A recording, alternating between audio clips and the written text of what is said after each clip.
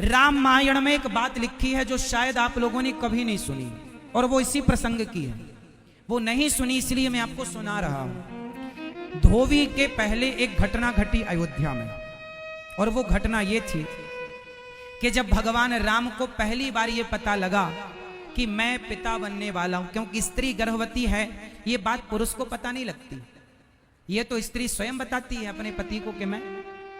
हर स्त्री अपने पति को पहला मैसेज देती है, और जब स्त्री अपने पति को यह सूचना देती है कि मैं मां बनने वाली हूं, आप पिता बनने वाले, तो पुरुष पति प्रसन्न होता है, हाँ या ना, कि मैं पिता बनने वाला हूं, खुश।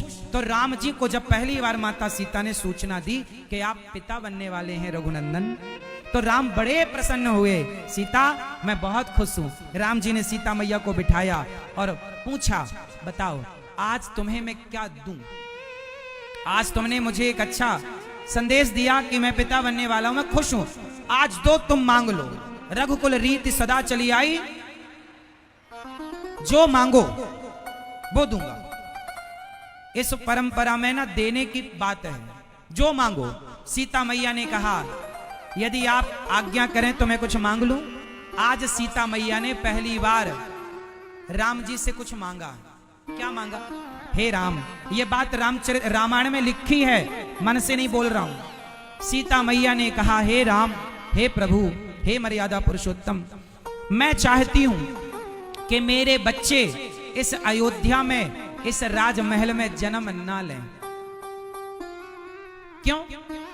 मैं चाहती हूं कि मेरे बच्चे किसी ऋषि, किसी संत के आश्रम में जन्म लें, ताकि बच्चों के अंदर ऋषि मुनियों वाले संस्कार प्रकट हों। मैं चाहती हूं यदि ये बच्चे अयोध्या के इस चकाचौंध में जन्म लेंगे तो हो सकता है वो राह भटक जाए। माता सीता जिम्मेदार मां है, और वो अपने बच्चों को लेकर बड़ी जिम्मेदार हैं। ये बात सीता मां ने वरदान मांग लिया कि मुझे संतों के आश्रमों में अपने बच्चों को जन्म। ये अब सोचो कि राम वचन दे चुके थे, तो क्या राम मना कर देते? ये बात लिखी है, लेकिन ये पक्ष आज तक आप लोगों ने नहीं सुना। इसलिए रामायण पढ़ा करो, केवल सुनी बातों पर विश्वास ना किया करो। पहला। अब दूसरा, उसी समय होनी हो गई अयोध्या में एक काम वाली बाई शाम के टाइम बर्तन मांज कर काम करके अयोध्या के घरों में वापस अपने नदी पार उसका गांव था जा रही थी। ऐसे ही पानी बरसने लगा अकस्मात, खूब पानी बरसा, सरयू जी में पानी ज्यादा था, बारिश का मौसम था। लो भैया, रात वो केवट के कुटिया पर रह गई मजबूर। सवेरे गई तो पति ने कहा रात कहाँ थी? बोले हम केवट की कुटिया पर उसकी पत्नी के संग सो रही थी रात भर। अच्छा, तू जरूर पराये पुरुष के पास रहकर आई है, तू अपवित्र हो गई। धोबी को अपनी पत्नी पर संदेह हो गया, जबकि उसकी पत्नी बिल्कुल पतिव्रता थी, पवित्र थी, लेकिन संशयात्मा विनश्यति, संदेह की कोई दवाई नहीं। कहा मैं तुझे स्वीकार नहीं करूंगा, मैं कोई राम थोड़ी हूं। जो रावण के घर रही सीता को उन्होंने स्वीकार कर लिया। लो भैया, ये बात किसी व्यक्ति ने कही, पूरे नगर में हवा की तरह फैल गई। अब लोगों के अंदर ये बात बैठ गई कि बात तो ठीक है, रावण के पास सीता जी रही हैं, राम जी ने स्वीकार। अरे भैया, आज मैं आपको एक बात बताऊं, रावण के यहां जो सीता थी, बताओ वो असली सीता थी कि नकली? जोर से। अब ये धोबी को कौन समझाए? धोबी को कौन समझाए? असली सीता तो अग्नि में वास कर रही थी। यह बात रामचरितमानस में लिखी है, आपको पढ़ना पड़ेगा। असली सीता अग्नि में वास कर रही थी, और जो उस समय सीता का अभिनय कर रही थी वो कौन थी? वो वेदवती थी। कौन थी वो? वेदवती नाम की स्त्री, जो भगवान को अपना भगवान को पति के रूप में पाने के लिए घोर तपस्या कर रही थी। एक बार माता वेदवती के पास हिमालय के एक सरोवर में ये तपस्या कर रही थी। रावण पहुंच गया वेदवती के पास। वाह, वेदवती तपस्या कर रही थी, सुंदर थी, साक्षात लक्ष्मी का स्वरूप थी। रावण बड़ा मोहित हुआ। ये स्त्रियों को देखता था तो पता नहीं इसको क्या हो जाता था। ये वेदवती के बाल पकड़ने लग गया और बाल पकड़ के ये उठाकर ले जाने लगा। तब वेदवती ने श्राप दे दिया, अरे मूर्ख रावण, मैं तपस्या कर रही हूं और तूने मेरी तपस्या में बाधा बनकर भंग किया। जा, आज के बाद तू कभी किसी स्त्री को उसकी मर्जी के बिना यदि स्पर्श करेगा, तेरा सर्वनाश हो जाएगा और तेरे सर्वनाश होने का कारण मैं बनूंगी। मैं, तूने मेरे बाल पकड़े, तूने मेरी तपस्या बिगाड़ी, जा अब तेरे सर्वनाश को मैं रचूंगी, तेरे सर्वनाश का कारण मैं बनूंगी और जब तक तेरा सर्वनाश नहीं कर देती आगे मैं तपस्या नहीं करूंगी। माता वेदवती ने तपस्या छोड़ दी और वो तपस्या सालों से कर रही थी, कई हजार वर्षों से।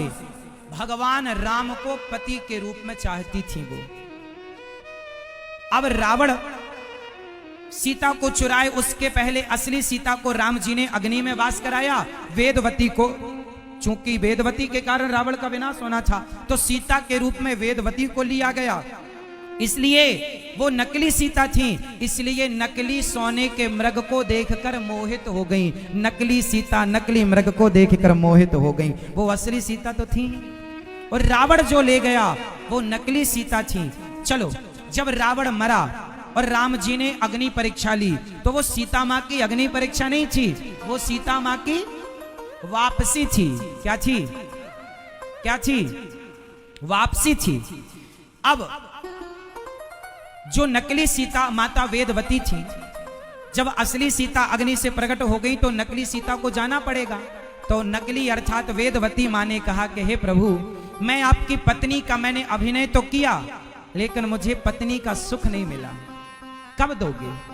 भगवान राम बोले, मैं कलयुग में तुम्हारा पति बनूंगा। आपको आश्चर्य होगा इस बात को जानकर कि त्रेता के राम कलयुग में आए और वेदवती आई और दोनों का विवाह हुआ। आप जानते हैं कि कलयुग में कौन है वो? नहीं? तो आज मैं आपको समझाता हूं। त्रेता के राम वेदवती की इच्छा पूरी करने के लिए इस कलयुग में श्रीनिवास के रूप में प्रकट हुए। क्या नाम था? श्रीनिवास। और माता वेदवती पद्मावती के रूप में प्रकट हुई। किसके रूप में? जोर से, पद्मावती। और दोनों का विवाह हुआ और वो आज भी हैं, आप सब जानते हैं, पर आपको ये कथा नहीं पता। आज आप में से कितने लोगों ने तिरुपति बालाजी का नाम सुना है? वेंकटेश भगवान को जानते हो ना, तिरुपति बालाजी को? तिरुपति बालाजी ही श्रीनिवास भगवान हैं और तिरुपति बालाजी की 3 पत्नियां हैं, इसलिए नाम है त्रिपति। क्या नाम है? त्रिपति, मतलब 3 के पति। तो 3 के पति, एक लक्ष्मी पति, एक पद्मावती के पति, वही पिछले जन्म की सीता अर्थात वेदवती। इनकी कथा भी है। मैं अब समय कम बचा नहीं तो पूरी कथा सुनाता आपको। ये राजा के यहाँ प्रकट हुई और ये प्रकट हुए और इनका विवाह हुआ। और तीसरी भूदेवी, लक्ष्मी देवी, पद्मावती, लीला देवी और भूदेवी, 3 के पति होने से त्रिपति को बाद में तिरुपति बालाजी कहा जाता है, जो दक्षिण भारत में विराजे हैं। जानते हो किस पर्वत पर विराजे हैं? हाँ, तिरुमला पर्वत। जिस पर्वत पर तिरुपति जी विराजे हैं उस पर्वत का नाम है तिरुमला। तिरुमला पर्वत पर भगवान तिरुपति बालाजी विराजे हैं। तो देखो, राम जी की कथा से वेंकटेश भगवान की कथा जुड़ी। अब चलो फिर वापस आते हैं हम लोग वहीं जहां से गए थे। भगवान राम से सीता मां कह चुकी हैं कि मैं अपने बच्चों को जंगल में जन्म दूंगी। अब धोबी का हल्ला मचा तो सारे नगर वाले बोले क्या करें? तो सीता मां को लगा कि प्रभु आप राजा हैं, जब ये प्रजा मुझे रानी के रूप में नहीं चाहती तो मैं चली जाती हूं। सीता मां अपनी मर्जी से, यदि राम जी को सीता मां से दिक्कत होती तो जिस दिन रावण के घर से आई थी उसी दिन त्याग देते। इसका मतलब राम जी को दिक्कत तो थी नहीं। अच्छा, ये कितने समय राम राजा थे? राम के राजा बने कितने वर्ष बीत गए तब की यह घटना है, आप में से कोई बताएगा? राम जी ने टोटल कितने साल राज्य किया धरती पर? कितने वर्ष? 13,000 वर्ष। भगवान राम ने कितने वर्ष राज्य किया? जोर से। और यह घटना है 11,000 वर्ष बीत जाने की। जब राम जी को राजा बने और सीता जी को रानी बने, 11,000 साल बीत गए, तब सीता मां को प्रजा के कहने से वाल्मीकि जी के आश्रम में भेजा गया। किस लिए? कि उनकी इच्छा थी। और वाल्मीकि जी के आश्रम में भेजा गया क्योंकि पहले भी ये वहां रह चुके हैं वनवास के दौरान। अब एक और कथा जुड़ी है इससे, वो भी मैं आपको सुनाऊंगा ताकि आप इतिहास को, इस रहस्य को पूरा जाने। सुनो, बात ऐसी है कि जब रावण मरा तो दशरथ जी आए थे राम से मिलने। ये कितने लोग जानते हैं? मैया, ओ मेरी प्यारी मां, बस अब आरती करेंगे जरा सी देर में, बिल्कुल ना घबराना, जरा सी देर और इंतजार, फिर आरती का आनंद लेंगे, फिर आपको घर मिलेगा, रोटी मिलेगी। सुनो भैया, सुनो, आप में से कितनों को यह पता है लंका कांड में लिखा है रामचरितमानस में कि राम जी ने जब रावण को मारा तो दशरथ जी राम जी से मिलने आए और दशरथ जी ने कहा, राम तुम्हारी जय हो, राम तुम्हारी जय हो, मुझे गर्व है राम तुम पर। एक पिता का आशीर्वाद है पुत्र के लिए, आशीर्वाद है। राम बोले, प्रभु पिताजी यदि आप कहें तो मैं विधि के विधान को बदल सकता हूं।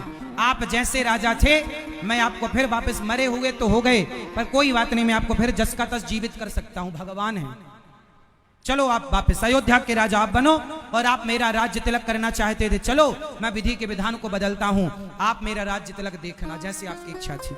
दशरथ जी बोले, नहीं राम, यदि मेरे लिए तू विधि का विधान बदलेगा तो सारे भक्त तेरे से कहेंगे कि अपने पिता के लिए बदले हो विधि का विधान, तो हमारे लिए भी बदल दो। इसलिए तो मैं सिद्धांत से समझौता ना, इसलिए मैं गया, कोई बात नहीं, पर एक छोटी सी बात कहूंगा राम, मेरी आयु अभी 2000 साल बाकी है। दशरथ जी मौत से नहीं मरे, दशरथ जी अपनी मौत से राम के वियोग में मरे, राम के, इसलिए दशरथ जी की अभी 2000 साल उम्र बाकी थी। कितनी उम्र? इसलिए दशरथ जी ने कहा, राम जाओ, तुम्हें आशीर्वाद देता हूं, मेरी उम्र तुम्हें लग जाए। तब से यह कहावत चालू हो गई कि मेरी उम्र। कोई आपसे पूछे कि सबसे पहले किसने किसको अपनी उम्र दी थी, तो आप बताना कि सबसे पहले दशरथ जी ने राम को। तब से यह परंपरा बन गई कहने की कि मेरी उम्र, तो कितनी उम्र बाकी थी? और राम जी ने 11,000 वर्ष की अपनी आयु पूरी की। अब 2000 साल किसकी आयु आ गई? उत्तर दो, पिता की। अब जब दशरथ जी की आयु आ गई तो दशरथ जी की आयु से अब अपनी पत्नी सीता का स्पर्श कैसे करते वो? यदि करते तो मर्यादा पुरुषोत्तम की मर्यादा बिगड़ जाती। इसलिए उस 2000 साल के लिए उन्हें अपनी पत्नी से अलग रहना था, क्योंकि वो एज उनके पिता की थी। अब एक्चुअली राम अब राम नहीं रहे, अब राम दशरथ हो गए, क्योंकि पिता की आयु। तो दशरथ के भाव में अब वो खो गए, तो अब वो अपनी पत्नी सीता का स्पर्श करेंगे तो मर्यादा बिगड़ेगी। इसलिए सीता मैया को वनवास दे दिया गया, क्योंकि ये लीला करनी थी। तो सीता मां के वनवास जाने में बहुत सारे कारण थे, इन बिंदुओं को आप लोग नहीं समझते और राम को दोषी मानने लग जाते हैं कुछ लोग। एक और कारण है, पर वो समय अभी नहीं है, वरना मैं बताता।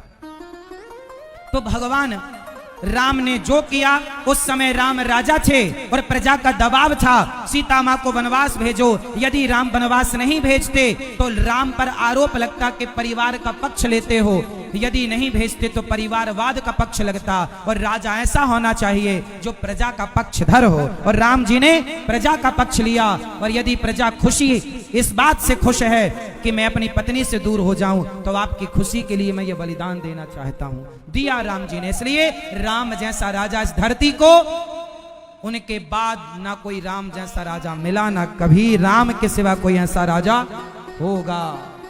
बोलिए राजा राम।